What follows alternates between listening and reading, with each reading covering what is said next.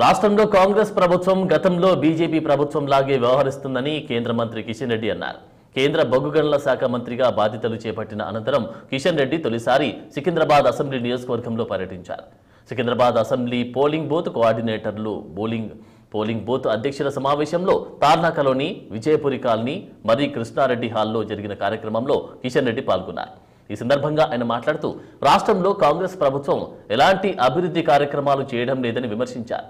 నరేంద్ర మోదీ ఆధ్వర్యంలో గతంలో దేశంలో ఎంతో అభివృద్ధి జరిగిందని కిషన్ రెడ్డి తెలిపారు. వచ్చే ఎన్నికల్లోపు దేశంలో నియోజకవర్గాల పునర్విభజన జరుగుతుందని అన్నారు. రాష్ట్రంలో ఎస్సీ, ఎస్టీ నియోజకవర్గాలు పెరుగుతాయని కిషన్ రెడ్డి తెలిపారు. సికింద్రాబాద్ ప్రజల ఆశీస్సులతో తాను రెండోసారి మంత్రి అయ్యానని కిషన్ రెడ్డి పేర్కొన్నారు.